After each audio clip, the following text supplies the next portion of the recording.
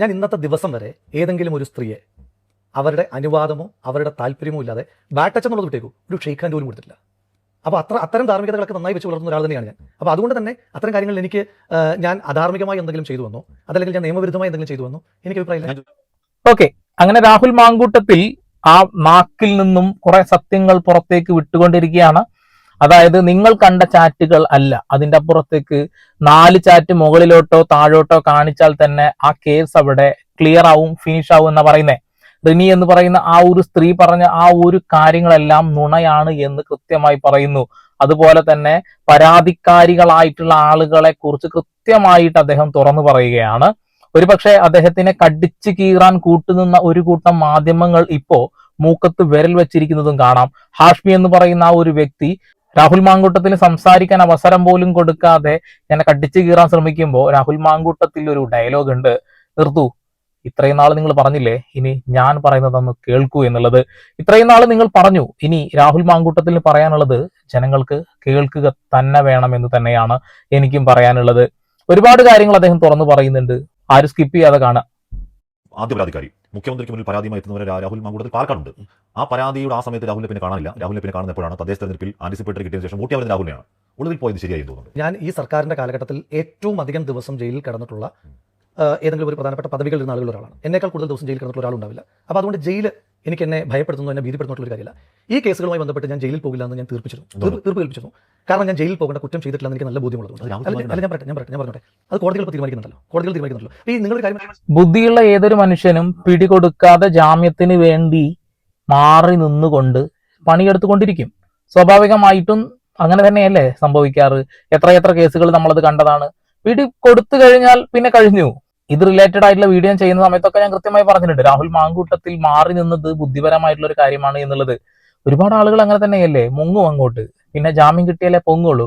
അതൊരു ഭീരുത്വമാണ് എന്ന് പറയുന്നതിൽ യാതൊരു യുക്തിയില്ല. ബുദ്ധിയുള്ള ആളുകൾക്ക് അത് മനസ്സിലാവും എന്നുള്ളതാണ്. മനസ്സിലാക്കുന്നത് ഒളിച്ചോടി എന്ന് പറഞ്ഞാൽ വേണമെങ്കിൽ ഞാൻ പറയാം. എനിക്കിപ്പം സാങ്കേതികമായി നിയമപരമായിട്ട് വാചകം പറയാം.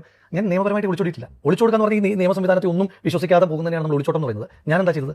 ഞാൻ ചെയ്തത് ഈ രാജ്യത്തെ നിയമ സംവിധാനത്തോട് നല്ല വിശ്വാസമുള്ള ഒരു പൗരൻ നിലയിൽ ആന്റിസിപ്പേറ്ററി ബെയിലിൽ മൂവ് ചെയ്യുകയാണ്. അതൊരു പൗരൻ നിലയിൽ എൻ്റെ അവകാശമാണ്. ഇനി ഞാൻ തെറ്റ് ചെയ്തിട്ടില്ല എന്ന് നാളുകളിൽ ശ്രീ ഹാഷ്മിക്ക് ബോധ്യപ്പെടുകയാണെങ്കിൽ ഈ ജയിൽ കിടന്ന് വെറുതെ ആകില്ലേ? അത് തെറ്റാകില്ലേ? അത് ഹാഷ്മിക്ക് ഇപ്പോൾ അറിയില്ല, പക്ഷേ എനിക്കറിയാം ഞാൻ തെറ്റ് ചെയ്തിട്ടില്ല, ജയിൽ കിടക്കാനുള്ള തെറ്റ് ചെയ്തിട്ടില്ല എന്നറിയാം. അപ്പോൾ എൻ്റെ ഒരു തീരുമാനമായിരുന്നു, എൻ്റെ വ്യക്തിപരമായ തീരുമാനമായിരുന്നു, ഈ കേസുമായി ബന്ധപ്പെട്ട് ഞാൻ ജയിൽ കിടക്കില്ല. ഹാഷ്മിക്ക് അറിയാം, 1000 തവണ രാഹുൽ മാങ്കൂട്ടത്തിലിനെ ഇപ്പൊ തന്നെ ഇവർ കഴുമരത്തിൽ കയറ്റിയിട്ടുണ്ട്, അത്രമാത്രം ദ്രോഹിച്ചിട്ടുണ്ട്. ഇവിടെ അതിജീവിതമാരൊക്കെ നുണയാണ്, കള്ളത്തരമാണ് പറഞ്ഞതെന്ന് കോടതി പറയുന്നു, ജാമ്യം കൊടുക്കുന്നു. എന്നാൽ ഇന്നും അതിജീവിതമാരായിട്ട് അവർ തുടരുന്നു. അവരുടെ ഐഡന്റിറ്റിയും പേരും ഫോട്ടോ ഒന്നും പുറത്തും വരുന്നില്ല. അതിജീവിതനാണ് ഞാൻ എന്ന് പറയുന്ന വ്യക്തിയുടെ പേരും നാളും ജാതകവും ഫോട്ടോയും വീഡിയോയും എന്തൊക്കെയാണ് പുറത്തു വന്നിട്ടുള്ളത്, ഇന്നും അത് വന്നുകൊണ്ടേയിരിക്കുന്നു എന്നുള്ളതാണ്. അപ്പൊ അദ്ദേഹത്തിന് പറയാനുള്ള കാര്യങ്ങളും കേൾക്കണം എന്നുള്ളതാണ്. ഇവിടെ കോടതി തന്നെ വ്യക്തമായി പറഞ്ഞിട്ടുണ്ട്, 2 പേരും അറിഞ്ഞുകൊണ്ട് നടന്ന ഈ ഒരു വിഷയത്തിൽ പിന്നീട് എപ്പോഴെങ്കിലും അത് അയാൾ മാത്രം ചെയ്തതാണ്, എന്നെ പീഡിപ്പിച്ചതാണെന്ന് പറയുന്നതിൽ യാതൊരു അർത്ഥവും ഇല്ല എന്നുള്ളത്. അതുകൊണ്ട് തന്നെയാണ് ഞാൻ എല്ലാ വീഡിയോയിലും പറയുന്നത്, ഇവിടെ ആ ഒരു സ്ത്രീ ഉണ്ടല്ലോ പരാതിക്കാരി, അവരും ചേർന്നുകൊണ്ട് കൂട്ടുനിന്ന ആ ഒരു പ്രവർത്തനത്തെ പിന്നീട് പരാതിക്കാരി പുണ്യാളത്തിയാകുന്നത് എങ്ങനെയാണ് ഒന്ന് ചിന്തിച്ചു നോക്കിയേ. അങ്ങടക്കമുള്ള മാധ്യമപ്രവർത്തകരോട് കഴിഞ്ഞ ഒരു വർഷക്കാലമായിട്ട് എന്നെ പറ്റി ഇങ്ങനെ കഥകൾ പറയാണ്. അയാളോട് മിസ്ബിഹേവ് ചെയ്തു, ഇയാളോട് മിസ്ബിഹേവ് ചെയ്തു, അയാളോട് അങ്ങനെ മെസ്സേജ് അയച്ചു, ഇയാളോട് ഇങ്ങനെ മെസ്സേജ് അയച്ചു. ശ്രീ ഹാഷ്മി ആരുടെ കാര്യം വേണമെങ്കിലും എന്നോട് പേഴ്സണലി ചോദിച്ചു. അപ്പം നമുക്ക് പേരുകളിലേക്ക് ഡ്രാഗ് ചെയ്യാൻ എനിക്ക് താല്പര്യമില്ല, ആരുടെ കാര്യം വേണമെങ്കിലും ചോദിച്ചു. ഞാൻ അവരുടെ ചാറ്റ് എടുത്തിട്ട് ഹാഷ്മിക്ക് തരാം, എൻ്റെ ഫോൺ തന്നെ തന്നേക്കാം. ഹാഷ്മി എടുത്ത് നോക്കിയിട്ട് ഈ ഹാഷ്മിയോട് പറഞ്ഞിട്ടുള്ള ഏത് കഥയിൽ ആരും അവരറിഞ്ഞിട്ടല്ല പറയുന്നത്, പറഞ്ഞിട്ടുള്ള ആരുടെയും കൺവെർസേഷൻസ് പരിശോധിക്കാം. ഒരു വൺ സൈഡഡ് കൺവെർസേഷനോ അല്ലെങ്കിൽ ഒരു മാനിപ്പുലേഷനോ അങ്ങനെ എന്തെങ്കിലും താങ്കൾക്ക് കാണാൻ പറ്റുമെങ്കിൽ താങ്കൾ പറഞ്ഞു. ഇത് പോരെ, ഇങ്ങനെ ആർജവത്തോടു കൂടി പറയുന്ന ഈ വാക്കുകൾ പോരെ? അവിടെ തന്നെ ആ ഒരു നിരപരാധിത്വം കിടക്കുന്നുണ്ടെന്ന് ഞാൻ മനസ്സിലാക്കുന്നത്. പിന്നെ മറ്റൊരു കാര്യം നിങ്ങൾ ശ്രദ്ധിക്കണം കേട്ടോ, ഇവിടെ പരാതിക്കാരികളായ ആളുകളെല്ലാം സോഷ്യൽ മീഡിയ അല്ലെങ്കിൽ മാധ്യമങ്ങൾക്കാണ് ഇത്തരം കാര്യങ്ങൾ കൊണ്ടുപോയി ഇട്ടുകൊടുത്തിട്ടുള്ളത്. നേരെ കോടതിയിലല്ല, നേരെ തിരിച്ച് രാഹുൽ മാങ്കൂട്ടത്തിൽ ഒളിവിലിരിക്കുന്ന സമയത്ത് പോലും ഡാറ്റാസ് കൃത്യമായി കോടതിയിലാണ് എത്തിച്ചിട്ടുള്ളത്. അദ്ദേഹത്തിന് വേണമെങ്കിൽ പുറത്തേക്ക് അത് വിട്ടുകൊടുക്കാമായിരുന്നു. അദ്ദേഹം കൃത്യമായി പറയുന്നുണ്ട്, ഇവിടെ പരാതിക്കാരികളായ സ്ത്രീകളെ അപമാനിക്കാൻ എനിക്കൊരു ആഗ്രഹവുമില്ല, അതുകൊണ്ട് തന്നെ ഞാനിത് പുറത്തേക്ക് വിടുന്നില്ല, ഞാനിത് കോടതിയിൽ സബ്മിറ്റ് ചെയ്തോളാന്നാ പറഞ്ഞിട്ടുള്ളത്. അങ്ങനെ തന്നെയാണ് ആള് ചെയ്തിട്ടുള്ളത്.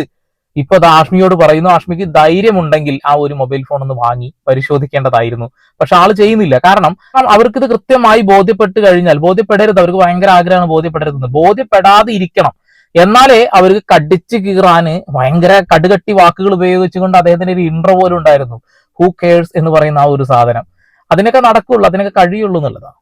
ഒരു ദിവസം ഒരു യുവനടി, ഞാനങ്ങനെ അവർ ചെയ്തതുപോലെ പേരൊന്നും പറയാതെ പോകുന്നില്ല, റിനി ആൻഡ് ജോർജ് എന്ന് പറയുന്ന പെൺകുട്ടി വന്നിട്ട് ഒരു മാധ്യമത്തിൽ ഒരു ഓൺലൈൻ ഇന്റർവ്യൂവിലാണ് എനിക്കെതിരെ ആദ്യമായിട്ട് ഒരു ആക്ഷേപം ഉന്നയിക്കുന്നത്. അപ്പം സ്ത്രീകൾക്കെതിരായിട്ടുള്ള പരാതികളൊക്കെ പറയുമ്പോൾ ഹൂ കേഴ്സ് എന്ന ആറ്റിറ്റ്യൂഡുള്ള ആളുകളെ പറ്റിയിട്ടാണ് പറയുന്നത്. എന്നിട്ട് അവർ പറഞ്ഞു ഞാൻ അവരെ പരിചയപ്പെട്ടതിന് 24 മണിക്കൂറിന് ശേഷം മിസ്ബിഹേവ് ചെയ്തു എന്നാണ് അവരുടെ പരാതി. ആദ്യത്തെ ദിവസം പറഞ്ഞില്ല, പിന്നീടാണ് അവർ അത് പറയുന്നത്. അപ്പോൾ ഇത് കേൾക്കുമ്പോൾ ഞാനിങ്ങനെ ഞെട്ടിത്തിരിച്ചിരിക്കുകയാണ്. ഇപ്പോഴും എനിക്ക് റിനിയോട് ചോദിക്കാനായിട്ടുള്ളത്, ഇപ്പോൾ ഞാൻ പരിചയപ്പെട്ട് 24 മണിക്കൂറിനുള്ളിൽ റിനിയെ ഹോട്ടലിലേക്ക് വിളിച്ചിട്ടുണ്ടെങ്കിൽ റിനിയുടെ മറുപടി എന്തായിരുന്നു? അതുകൂടി പബ്ലിക് ഡൊമൈനിൽ വെച്ചോളൂ. എനിക്കറിയുന്ന കുറേ കാര്യങ്ങൾ പറയാം വിത്ത് എവിഡൻസ്. ചാറ്റ് ശ്രീ ഹാഷ്മിക്ക് പരിശോധിക്കാൻ തരാം, ഞാൻ വെറുതെ പറയില്ല, ഹാഷ്മിക്ക് പരിശോധിക്കാം. എന്താണ് ഞാൻ തരാം, ചാറ്റ് തരാം. റിനി ഭൂലോക ഫ്രോഡോത്തരമാണ് കാണിച്ചതെന്ന് വ്യക്തമായിട്ട് എല്ലാവരും മനസ്സിലാക്കി എന്നുള്ളതാണ്. അവിടെ ഫെയിമിന് വേണ്ടി സംസാരിച്ചതുപോലെ എനിക്ക് തോന്നി കേട്ടോ. കാരണം അവർ വന്ന് ഇങ്ങനെ ഇന്റർവ്യൂകൾ കൊടുത്തുകൊണ്ടേയിരിക്കുകയായിരുന്നു. ഒരു മാസത്തിനടുത്ത് അവർക്ക് നല്ല ഇന്റർവ്യൂ കാര്യങ്ങളൊക്കെ കിട്ടിയിരുന്നു. പിന്നെ അവരെ ഒന്നും കാണാനില്ല എന്നുള്ളതാണ്. ഇദ്ദേഹം തുറന്നു പറയുന്നു അങ്ങനെ ഒരു സംഭവം ഉണ്ടായിട്ടില്ല എന്നുള്ളത്. അത് ഫെനി തന്നെ തുറന്നു പറയുന്നത് നമ്മൾ കേട്ടതാണ്. 24 മണിക്കൂറിനകത്ത് തന്നെ ഹോട്ടലിലേക്ക് വിളിച്ചു എന്നുള്ളൊരു കാര്യം പറഞ്ഞത്, മോശപ്പെട്ടതിൽ സംസാരിച്ചു എന്ന കാര്യമൊക്കെ പറയുന്നത്. എന്നാൽ ഇനി രാഹുൽ മാങ്കൂട്ടത്തിൽ പറയുന്ന വാക്കുകളിലൂടെ ഒന്ന് കേട്ടു നോക്കണം നിങ്ങൾ. എനിക്കറിയുന്ന അതിനുശേഷമുള്ള റീസെന്റ് ആയിട്ടുള്ള ടൈമിൽ മാത്രം പറയാം. ഈ റിനി പരാതി പറയുന്നതിന് തൊട്ട് മുമ്പ് മെയ് മാസം 28-ാം തീയതി ഞാൻ ഫ്ലൈറ്റിലിരിക്കുകയാണ്. ഫ്ലൈറ്റിൽ പിന്നെ കയറി എല്ലാവരും ഇരുന്നു. അപ്പോൾ അനൗൺസ്മെന്റുകളൊക്കെ തുടങ്ങി. റിനിയുടെ ഫോണിൽ നിന്നും തുരുതുര എനിക്ക് കോൾ വരികയാണ്. ഞാൻ ഫോൺ എടുക്കുന്നു. അപ്പം ഞാൻ ആദ്യത്തെ ഫോണൊന്നും എടുത്തില്ല. അപ്പോൾ ഞാൻ ഫോൺ എടുക്കുന്നു. എന്താ അപ്പോൾ തുരുതുര ഒരാൾ വിളിക്കാൻ ചോദിച്ചാൽ എന്താ? അപ്പോൾ പറഞ്ഞു എൻ്റെ അമ്മയുടെ ബർത്ത്ഡേ ആണ്, മെയ് 28 നൽകണം. മെയ് 28 പറയുന്നു എൻ്റെ അമ്മയുടെ ബർത്ത്ഡേ ആണ്. ഞാൻ പറഞ്ഞട്ടെ. അപ്പോൾ ഞാൻ അമ്മയുടെ കൊടുക്കാം, അമ്മയ്ക്ക് നിങ്ങൾ ഭയങ്കര ഇഷ്ടമാണെന്ന് ഫോൺ കൊടുത്തോട്ടെ. അപ്പോൾ ഞാൻ ഫോൺ കൊടുത്തു. അപ്പോൾ ഞാൻ അമ്മയോട് പറഞ്ഞു ഹാപ്പി ബർത്ത്ഡേ ടു യു, പിന്നെ ഞാൻ ഫ്ലൈറ്റിലാണ്, പിന്നീട് സംസാരിക്കാൻ പറഞ്ഞിട്ട് ഫോൺ കട്ട് ചെയ്തു. പരിചയപ്പെട്ട് 24 മണിക്കൂറിനകം ഒരു മോശം അനുഭവമുള്ള, ഇത്തരത്തിൽ മോശം അനുഭവമുള്ള ആൾ ഈ ആരോപണം ഉന്നയിക്കുന്നത് ഒരു 3-4 വർഷം അവർ തന്നെ പറയുന്ന കാലയളവിന് ശേഷം 2025 ഓഗസ്റ്റ് മാസം 19-ാം തീയതി മറ്റാണ് പറയുന്നത്. ആ ഓഗസ്റ്റിന് തൊട്ട് മുമ്പുള്ള മെയ് 28-നാണ് ഇവരെന്നെ ഇങ്ങനെ വിളിക്കുന്നത്. അതിന് മുൻപ് ഇവർ തൃശ്ശൂരിൽ ഒരു പരിപാടിയിൽ പങ്കെടുക്കാൻ വന്നിട്ട്, തൃശ്ശൂർ വരെ അവരുടെ ഡെസ്റ്റിനേഷനുള്ള അവരോട് പറഞ്ഞത്, എന്നോട് ചോദിച്ചു പാലക്കാട് ഞാൻ ഉണ്ടെന്ന് പറഞ്ഞ് അവരെന്നെ പാലക്കാട് വന്ന് കണ്ട് വളരെ സ്നേഹത്തോടെ എൻ്റെ ഓഫീസിൽ വന്ന് കണ്ട് പിരിഞ്ഞു പോയ ഒരാൾ. അതിന് മുൻപ് നിലമ്പൂർ ഉപതെരഞ്ഞെടുപ്പ് നടക്കുമ്പോൾ ഞങ്ങളെല്ലാവരും താമസിച്ചിരുന്ന, അപ്പോൾ നമ്മളൊക്കെ കൂട്ടിമുട്ടിയ ഹോട്ടലുണ്ടല്ലോ, ആ ഹോട്ടലിൽ ഒരു ദിവസം അവരവിടെ എന്തോ ബൈ ചാൻസ് താമസിക്കാനായിട്ട് വന്നു. അപ്പോൾ ആൾക്കൂട്ടത്തിൽ വെച്ച് എന്നെ കണ്ട് ഓടി അടുത്തേക്ക് വന്ന് സെൽഫി എടുത്ത ഒരാൾ, പാലക്കാട് ഉപതെരഞ്ഞെടുപ്പിന്റെ സമയത്ത് എനിക്ക് പോലും അറിയില്ലായിരുന്നു, അവരെന്നെ കണ്ടിട്ടില്ല, 2 ദിവസം അവിടെ വർക്ക് ചെയ്യാൻ വന്നിട്ടുണ്ടെന്ന് പറയുന്ന ഒരാൾ ഒരു സുപ്രഭാതത്തിൽ വന്നിട്ട് ഇങ്ങനെ പറയുമ്പോൾ ഞാൻ അക്ഷരാർത്ഥത്തിൽ ഞെട്ടിയിരിക്കുകയാണ്. എന്താണ് അതെന്നെ ചോദിക്കാൻ, എന്താണ് അവർ പറഞ്ഞ ആ ഒരു സമയം, ആ ഡേറ്റ് ഒക്കെ നിങ്ങൾക്ക് ഓർമ്മ ഉണ്ടാവുമല്ലോ അല്ലേ? ആ ഒരു സംഭവം കഴിഞ്ഞതിന് ശേഷം ഈ രീതിയിലൊക്കെ ആള് പെരുമാറിയിട്ടുണ്ടേ. എന്ത് നുണയാണ് പറയുന്നത് ആലോചിച്ച് നോക്കിയേ. എവിടെയെങ്കിലും ഒന്ന് പിടിച്ചു കയറാൻ വേണ്ടിയിട്ട് ഈ നുണകൾ പറയുന്നത് എന്തുകൊണ്ടാ? ഇപ്പൊ രാഹുൽ മാങ്കൂട്ടത്തിൽ വീണ് കിടക്കുന്ന സമയമായിരുന്നു, പതുക്കെ ആ നടുപ്പുറത്ത് കയറി നിൽക്കാം എന്നുള്ള വ്യാജേന ചെയ്തതാവാനാണ് സാധ്യതകൾ. അങ്ങനെ തന്നെയല്ലേ നിങ്ങൾക്ക് തോന്നിയിട്ടുള്ളത്? എനിക്ക് അങ്ങനെ തന്നെയാണ് തോന്നിയിട്ടുള്ളത്. കുറെ ആളുകൾ ആ ഒരു പേരും പറഞ്ഞ് വന്നതും നമ്മൾ കണ്ടാന്നുള്ളതാ.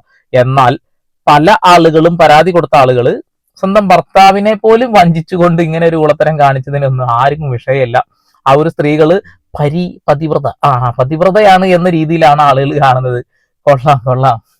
റിനി ആരോപണമായിട്ട് ഉന്നയിച്ചത് എന്താ? 24 മണിക്കൂറിനകം മിസ്ബിഹേവ് ചെയ്തു. അങ്ങനെയാണെങ്കിൽ ആ കൺവെർസേഷൻ പുറത്തേക്ക് വിടട്ടെ. റിനിയുടെ മറുപടി എന്തായിരുന്നു പുറത്തേക്ക് വിടട്ടെ. ഞാൻ അങ്ങനെ ചോദിച്ചിട്ടുണ്ടോ? റിനി എന്ത് പറഞ്ഞു? സാധനം പുറത്തേക്ക് വിടുന്നുണ്ടോ? ഞാൻ ആ കൺവെർസേഷൻ പൂർണ്ണമായിട്ട്, ഞാൻ പറഞ്ഞല്ലോ, റിനി അനുവദിച്ചാൽ കൺവെർസേഷൻ മൊത്തം ഫുൾ കൺവെർസേഷൻ ഞാൻ പുറത്തേക്ക് വിടാം. 1 2 അല്ലല്ല, അതങ്ങനെ ബ്ലാക്ക് മെയിലിംഗ് ആകുന്നത്. എനിക്കിപ്പോഴും മനസ്സിലാവാത്തൊരു കാര്യം, എന്നെപ്പറ്റി എന്തും പറയാം. എന്നിട്ട് നിങ്ങൾക്ക് എന്നോട് ചോദിക്കുക എന്താ രാഹുൽ മിണ്ടാത്തെ? എന്താ ഞാൻ പറയാം, ഞാൻ തെളിവുകൾ തരാന്ന് പറയുമ്പോൾ അത് ബ്ലാക്ക് മെയിൽ ആകുന്നത്. പിന്നെ ഞാൻ ശ്രീ ഹാഷ്മി അങ്ങനെ ഞാൻ ചോദിക്കുന്ന ഹാഷ്മി, പിന്നെ ഞാൻ എങ്ങനെ പ്രൂവ് ചെയ്യണമെന്ന് ശ്രീ ഹാഷ്മി ആഗ്രഹിക്കുന്നത്? ഞാൻ വെറുതെ പറഞ്ഞാൽ മതിയോ? കോടതി ഇപ്പം പറയുന്നത് നിങ്ങൾക്ക് വിശ്വാസമല്ല, കോടതികൾ തീരുമാനം എടുക്കുന്നവരെ നിങ്ങൾ കാത്തിരിക്കാൻ തയ്യാറല്ല, ഞാൻ മറുപടി പറയാത്തത് എന്തെന്ന് നിങ്ങൾ ചോദിക്കും. ഞാൻ മറുപടി പറയുമ്പോൾ ബ്ലാക്ക് മെയിൽ ആകുന്നത് എങ്ങനെ? ഞാൻ റിയൽ കൺവെർസേഷൻ പറയണ്ടേ? പിന്നെ എങ്ങനെയാണ് നിരപരാധിത്വം തെളിയിക്കുക? എന്റെ പൊന്നാഷ്മി സാറേ ചോദിക്കട്ടെ. ചങ്ക് പറിച്ചു കൊടുത്താലും ചെമ്പരത്തിപ്പൂവാണെന്ന് പറയുന്ന ആ ഒരു കാര്യം തന്നെയാണ് നടന്നുകൊണ്ടിരിക്കുന്നത്. അദ്ദേഹം ആ ഒരു കാര്യം കൃത്യമായി പറയുന്നില്ലേ? ചാറ്റുകൾ ഞാൻ കാണിച്ചു തരാം എന്ന് പറയുന്നില്ലേ? അതിനെ എങ്ങനെയാണ് ബ്ലാക്ക് മെയിലിംഗ് ഒക്കെ ആവുന്നേ? അങ്ങനെയാണെങ്കിൽ അതിജീവിതമാർ എന്ന് പറയുന്ന കള്ളപ്പരാതി കൊടുത്ത ആളുകളുണ്ടല്ലോ, അവരെന്തിനാണ് മാധ്യമങ്ങളുടെ മുന്നിലേക്ക് ചാറ്റുകൾ വിട്ടത്? കോടതിയിലല്ലേ സമർപ്പിക്കേണ്ടത്? അതല്ല അതിൻ്റെതേ ശരി. പക്ഷെ നിങ്ങൾക്കത് തിന്നാൻ കിട്ടിയപ്പോൾ നിങ്ങളത് തിന്നു അല്ലേ? ഇദ്ദേഹം അത് തുറന്നു പറയുമ്പോൾ കഴുത്തിന് പിടിക്കുന്നു. കൊള്ളാം. എന്നെ ഈ പരാതി പറഞ്ഞ ആളുകളിൽ ഏറ്റവും ഞെട്ടിച്ച ആളുകൾ ഒരാൾ ഷഹനാസാണ്. ഷഹനാസിന്റെ ഇവരെയൊക്കെ വെച്ച് താരതമ്യപ്പെടുത്തുമ്പോൾ കുറച്ചും കൂടെ അടുത്ത സുഹൃത്തായിരുന്നു ഞാൻ ധരിച്ചിരുന്ന ഒരാളാണ്. അപ്പോൾ ഷഹനാസ് പറയുന്നത് കർഷക സമരത്തിന്റെ സമയത്ത് ഞാൻ ഷഹനാസിനോട് മിസ്ബിഹേവ് ചെയ്തു, ഡൽഹിയിലേക്ക് ക്ഷണിച്ചു, ഷഹനാസ് ചുട്ട മറുപടിയും പറഞ്ഞു എന്നാണ് ഷഹനാസിന്റെ ആരോപണം. ഷഹനാസ് ആ മറുപടി പറഞ്ഞതൊന്ന് പുറം ലോകത്തേക്ക് വിടട്ടെ. അപ്പൊ ഞാൻ വിടുമ്പോഴേ ഉള്ളൂ അങ്ങ് അടക്കമുള്ള ആളുകൾ വെല്ലുവിളിയാണെന്ന് പറയുന്നത്. എന്നാൽ താങ്കൾ എടുത്ത് പരിശോധിക്കൂ, ഞാൻ തയ്യാറാണെന്നേ. അതിൽ കൂടുതൽ ഞാൻ ക്ലാരിറ്റി വരുത്തുന്നത്. ഇപ്പൊ കേസുമായി ബന്ധപ്പെട്ട കാര്യങ്ങൾ എനിക്ക് പറയുന്ന റിസർവേഷൻസ് ഉണ്ട്. കേസില്ലാതെ എനിക്കെതിരെ വന്ന ആരോപണങ്ങൾ ഇതിനപ്പുറം ഞാൻ എങ്ങനെ പറയണ്ടേ? ഷഹനാസ് അന്ന് പറഞ്ഞ കാര്യങ്ങൾ നമ്മൾ തന്നെ കുത്തിപ്പൊക്കിയതാണ്. കാരണം എന്താ വെച്ചിട്ടുണ്ടെങ്കിൽ ആ ഒരു വിഷയം നടന്നതിന് ശേഷം ഒരുപാട് തവണ ഇദ്ദേഹവുമായി കോൺടാക്ട് ചെയ്ത കാര്യങ്ങളും അതേപോലെ തന്നെ ഒരുമിച്ചുള്ള ഫോട്ടോസും ഒരുപാട് ഫംഗ്ഷനിൽ പങ്കെടുത്തതൊക്കെ നമ്മൾ കണ്ടതാണെന്നുള്ളതാണ്. അതേപോലെ തന്നെ ഇദ്ദേഹത്തിനെ MLA ആ സ്ഥാനത്തേക്ക് മത്സരിപ്പിക്കാൻ പോലും ഒരു ശ്രമം നടത്തിയ മനുഷ്യത്തെയാണെന്നൊക്കെയാണ് അറിയാൻ കഴിഞ്ഞിട്ടുള്ളത്. അത് ഞാനായിട്ട് പറയുന്നില്ല. രാഹുൽ മാങ്കൂട്ടത്തിൽ ഇങ്ങനെ കറക്റ്റ് ഇനി പറയുന്ന വാക്കുകൾ ഒന്ന് കേട്ടു നോക്കി. എനിക്കറിയുന്ന ഷഹനാസ് ഞാൻ യൂത്ത് കോൺഗ്രസ് പ്രസിഡന്റ് ആകാൻ ആശംസ നേർന്നിട്ടുള്ള ഷഹനാസാണ്. എനിക്കറിയുന്ന ഷഹനാസ് ഞാൻ യൂത്ത് കോൺഗ്രസ് പ്രസിഡന്റ് ആയതിനു ശേഷം എനിക്ക് അഭിനന്ദനം പറഞ്ഞ ഷഹനാസാണ്. എനിക്കറിയുന്ന ഷഹനാസ് ഞാൻ യൂത്ത് കോൺഗ്രസ് പ്രസിഡന്റ് ആയതിനു ശേഷം നീ ലിറ്ററേച്ചർ ഫെസ്റ്റിവൽ അടക്കമുള്ള പരിപാടികൾ നടത്തണം എന്ന് പറഞ്ഞ് എനിക്ക് ഉപദേശം തന്ന ഷഹനാസാണ്. എനിക്കറിയുന്ന ഷഹനാസ് ഞാൻ യൂത്ത് കോൺഗ്രസ് പ്രസിഡന്റ് ആയതിനു ശേഷം എൻ്റെ ഒരു ഭാരവാഹിയെ പറ്റി എന്നോട് സൂചിപ്പിച്ച ഷഹനാസാണ്. ഇനി എനിക്കറിയുന്ന ഷഹനാസ് പാലക്കാട് തെരഞ്ഞെടുപ്പ് നടക്കുന്നതിന് ജൂലൈ മാസം, തെരഞ്ഞെടുപ്പ് പ്രഖ്യാപിക്കപ്പെട്ടു പോലില്ല, ജൂലൈ മാസം ഇങ്ങോട്ട് നീ പാലക്കാട് മത്സരിക്കുന്നുണ്ടോ എന്ന് ചോദിച്ച് നീ മത്സരിക്കണം എന്ന് എന്നോട് ഇങ്ങോട്ട് പറഞ്ഞ എൻ്റെ സുഹൃത്താണ്. ഷഹനാസ് എന്നെ ദുബായിലേക്ക് ക്ഷണിച്ചിട്ടുണ്ട്. ഇതൊക്കെ പോട്ടെ, ഞാൻ പൂർത്തീകരിക്കട്ടെ. അതന്നെ പറയുന്നത്. ഞാൻ ഒരു റോങ് ഇന്റൻഷൻ അല്ലെന്ന് ഞാൻ പറഞ്ഞില്ല. ഞാൻ പറയുന്നത് മൊത്തം കേൾക്കാതെ. ഷഹനാസിനെ ദുബായിലേക്ക് വിളിക്കുന്നത് മാഗ്ബത്ത് പബ്ലിക്കേഷൻസ് എന്ന് പറഞ്ഞ ഷഹനാസിന് കൂടി പങ്കാളിത്തമുള്ള ഒരു സ്ഥാപനം. ആ സ്ഥാപനത്തിന്റെ ബുക്ക് പബ്ലിഷിംഗിലാണ്. എന്റെ ചോദ്യം, 2020 മറ്റോ അല്ലേ ഈ കർഷക സമരവുമായി ബന്ധപ്പെട്ട് സംഭവം അവർ പറയുന്നത്, കർഷക സമര സമയത്താണല്ലോ. ആ ആളെ 2024 എന്തിനാ മാഗ്ബത്ത് പബ്ലിക്കേഷൻസിന്റെ പുസ്തക പ്രകാശനത്തിന് വേണ്ടി ക്ഷണിക്കുന്നത്? അത് കഴിഞ്ഞിട്ട് ഈ ഓഗസ്റ്റ് മാസത്തിന് ശേഷം പറയട്ടെ, ഈ വിഷയങ്ങൾ ഉണ്ടായതിനു ശേഷം ഷഹനാസ് എന്നോട് നീ കേസ് കൊടുക്കണം, ഡിഫേമേഷൻ കേസ് കൊടുക്കണം എന്ന് പറഞ്ഞാൽ എപ്പോഴാണ്? ഈ ഓഗസ്റ്റ് മാസത്തിന് ശേഷം ഈ ആദ്യ ആരോപണങ്ങളും വോയിസ് റെക്കോർഡും ഒക്കെ പുറത്തു വന്നതിന് ശേഷം എന്നോട് കേസ് കൊടുക്കണം എന്ന് പറഞ്ഞാൽ തെളിവുണ്ട്. ആ മിസ്ബിഹേവ് ചെയ്ത ആളെ ഈ 5 വർഷക്കാലം അടുത്ത സുഹൃത്തായിട്ട് എന്നോട് മിസ്ബിഹേവ് ചെയ്ത ആളെ ഞാൻ 5 വർഷക്കാലം സുഹൃത്തായിട്ട് ഷഹനാസും വെക്കുന്ന ആളല്ല ഞാൻ പറയുന്നത്. ഓഹ്, എന്ത് ക്ലാരിറ്റിയോട് കൂടി എന്ത് ക്ലിയർ ആയിട്ട് കാര്യങ്ങൾ പറഞ്ഞേ, വിത്ത് ഡേറ്റ് ടൈം എല്ലാം കറക്റ്റാ. ഇനി തെളിവ് വേണോന്നാ ചോദിക്കുന്നത്. ഹാഷ്മിദ മൊബൈൽ ഫോൺ പരിശോധിക്ക്, ചാറ്റുകൾ പരിശോധിക്കുന്ന പറയുന്നേ. ഇത്ര ധൈര്യത്തോടു കൂടി അദ്ദേഹം അത് പറയുന്നുണ്ടെന്നുണ്ടെങ്കിൽ ആ വാക്കുകൾ കൂടി നമ്മൾ കേൾക്കേണ്ടതായിട്ടുണ്ട് അല്ലെ. കോഴിത്തരം കാണിക്കാത്ത ആളുകളില്ല എന്ന് നമുക്ക് എല്ലാവർക്കും അറിയാം. അത് എല്ലാ രാഷ്ട്രീയ പാർട്ടിയിലുണ്ട്, കാരണം എല്ലാവരും പച്ചയായ മനുഷ്യന്മാരാണ്. എന്നാൽ ആ കോഴിത്തരത്തിന് ഇങ്ങോട്ട് വന്ന് മുട്ടിക്കോ എന്ന് പറഞ്ഞ് മുട്ടിയ ആളുകൾക്ക് ഒരു കുഴപ്പമില്ല. നമ്മൾ അറിയാണ്ട് അങ്ങ് മുട്ടിപ്പോയാൽ അവിടുന്ന് ഇങ്ങോട്ട് വന്ന ആള് ആരായി? അവരടിപൊളി, നമ്മൾ മോശക്കാര്. ആ രീതിയിലേക്കാണ് കാര്യങ്ങൾ മുന്നോട്ട് പോയിക്കൊണ്ടിരിക്കുന്നത്. ഇപ്പൊ രാഹുൽ മാങ്കൂട്ടത്തിനെ വലിച്ച് കീറി ഭിത്തിയിലൊട്ടിക്കുന്ന സ്വരാഷ്ട്രീയ പാർട്ടിക്കാരുണ്ട്, മറ്റുള്ള രാഷ്ട്രീയ പാർട്ടിക്കാരുണ്ട് എന്നുള്ളതാണ്. പല വിഷയങ്ങളും മറയ്ക്കാൻ വേണ്ടി ആ ഒരു സമയത്ത് ഇദ്ദേഹത്തിനെ അറസ്റ്റ് ചെയ്യലും പിന്നാലെ മാധ്യമങ്ങളുടെ ഓട്ടവും ചാട്ടവും ഒക്കെ നമ്മൾ കണ്ടതാണെന്നുള്ളതാണ്. അതിലും വലിയ തെറ്റുകൾ ചെയ്ത ആളുകളൊക്കെ സിമ്പിളായിട്ട് നടക്കുന്ന ഒരു സാഹചര്യമാണ് ഇപ്പോൾ ഇവിടെ ഉള്ളതെന്നുള്ളതാണ്. ബാക്കി മുഴുവനായിട്ട് കേൾക്കാം. അപ്പൊ റിനിയുടെ കള്ളത്തരം ഫുള്ളായിട്ട് അങ്ങ് പൊളിഞ്ഞേ, അടുത്ത ആളതും പൊളിഞ്ഞേ, ഇനി ബാക്കി കൂടി പൊളിയുന്നത് കാണാം. ഞാൻ ഈ പരാതികളുടെ മെറിറ്റിലേക്കൊന്നും പോകുന്നില്ല. മൂന്നാമത്തെ കേസുമായി ബന്ധപ്പെട്ടിട്ട് നിങ്ങൾ മാധ്യമങ്ങൾ കൊടുത്തൊരു പ്രധാനപ്പെട്ട പരാതി, അത് പരാതിയിൽ വന്നിട്ടില്ല, വാർത്തയായിരുന്നു. എനിക്ക് ഫ്ലാറ്റ് വാങ്ങി തരണമെന്ന് ആവശ്യപ്പെട്ടു. ഞാൻ അവരോട് അഭ്യർത്ഥിക്കുന്നത്, നിങ്ങൾ ആ കൺവെർസേഷൻ, നിങ്ങൾ പുറത്തുവിട്ട സ്ക്രീൻഷോട്ടിന്റെ 5 മെസ്സേജുകൾ മുകളിലോട്ടും 5 മെസ്സേജുകൾ താഴോട്ടും പുറത്തുവിടാൻ തയ്യാറുണ്ടോ? ഞാൻ പുറത്തുവിടാൻ തയ്യാറാണ്. ആ പുറത്തുവിട്ട് കഴിയുമ്പോൾ മനസ്സിലാക്കുന്ന 2 കാര്യമുണ്ട്. ഒന്ന്, അവരുടെ പരാതിയിൽ തന്നെ പറയുന്ന വിവാഹ വാഗ്ദാനം എന്ന് പറയുന്ന അവരുടെ തന്നെ അലിഗേഷൻ ഇല്ലാതെയായി പോകും ആ താഴോട്ടുള്ള കൺവെർസേഷൻ വിട്ടാൽ. അപ്പോൾ എനിക്ക് പാലക്കാട് ഒരു പ്രധാനപ്പെട്ട ബിൽഡർ ഡിസ്കൗണ്ട് റേറ്റിൽ ഇതാണ് ഡിസ്കൗണ്ട് എന്ന് പറഞ്ഞിട്ട് ഫ്ലാറ്റിന്റെ ഡീറ്റെയിൽസ് വന്നു. ഞാൻ ഇവർക്ക് ഇതിന്റെ ഡീറ്റെയിൽസ് അയച്ചു കൊടുത്തിട്ട് ഇത് എനിക്ക് തന്ന പ്രൈസാണ്, നിങ്ങൾ എന്നെ അറിയാമോ, നിങ്ങളൊന്ന് അവരോട് അന്വേഷിക്കൂ, ഇതിന്റെ പ്രൈസ് ഒന്ന് അന്വേഷിക്കുമെന്ന് ചോദിച്ചു. അന്നേരം അവരോട് ഫ്ലാറ്റിനെ പറ്റിയുള്ള ഡിസ്കഷനാണ്. അപ്പോൾ അവരോട് ചോദിച്ചു 2 BHK മതിയോ? ഞാൻ പറഞ്ഞു പോരാ, 3 BHK വേണം. കാരണം എന്താ, ഞാൻ ലോൺ എടുത്ത് ഞാൻ എൻ്റെ പണം മുടക്കിയിട്ട് വാങ്ങാൻ പോകുന്ന ഫ്ലാറ്റാണ്, അവർ വാങ്ങി തരുന്ന ഫ്ലാറ്റല്ല. ഇനി അടുത്ത മെസ്സേജ്, താഴോട്ടുള്ള മെസ്സേജ് എന്ന് പറഞ്ഞാൽ പിന്നീട് പോകുമ്പോൾ പറയുന്നത്, ശരിയാ, നീ കല്യാണം കഴിച്ച് ഭാര്യയും കുട്ടികളൊക്കെ ആയി ജീവിക്കുമ്പോൾ 3 BHK വേണമല്ലോ എന്നുള്ളതാണ് അടുത്തത്.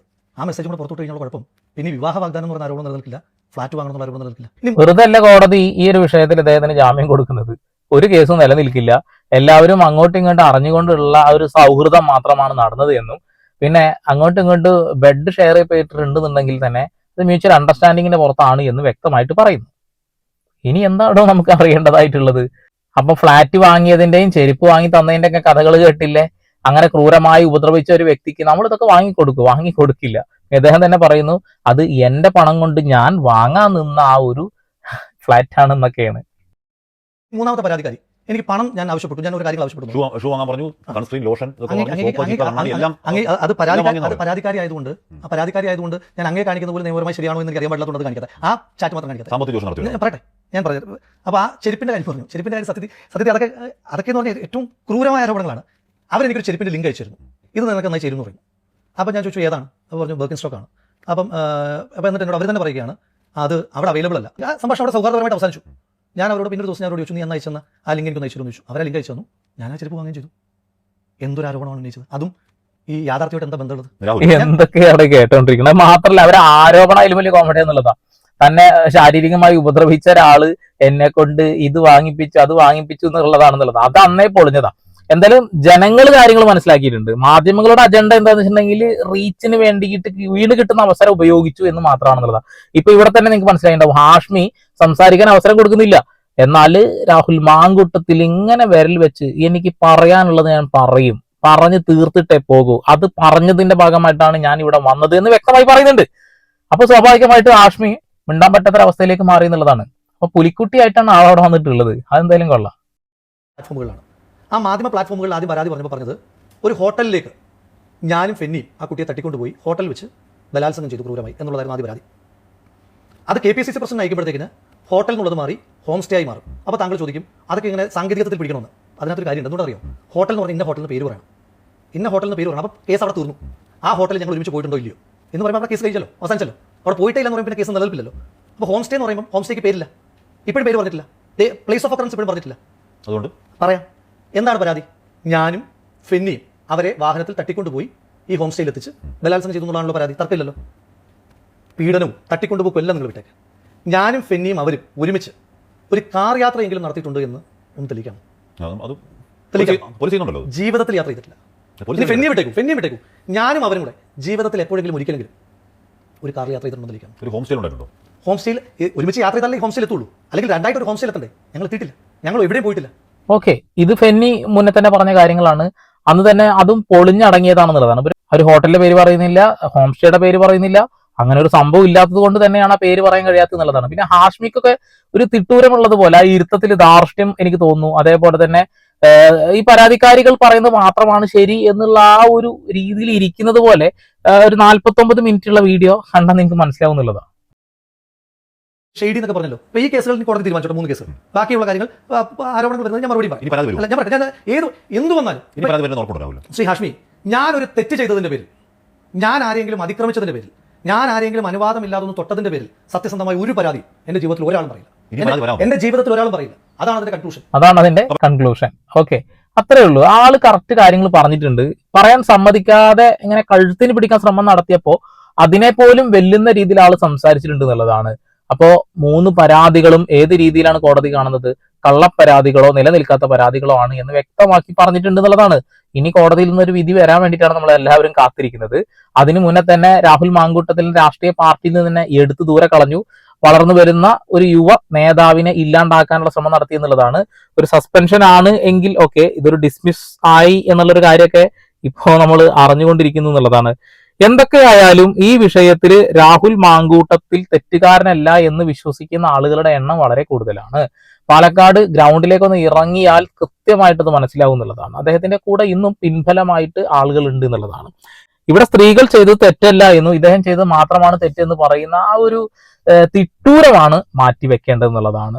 ഇത്രയും നാൾ എന്തുകൊണ്ട് സംസാരിച്ചില്ല എന്നുള്ളൊരു കാര്യത്തിനുള്ള വ്യക്തമായ ധാരണ അദ്ദേഹം തന്നെ പറയുന്നുണ്ട്.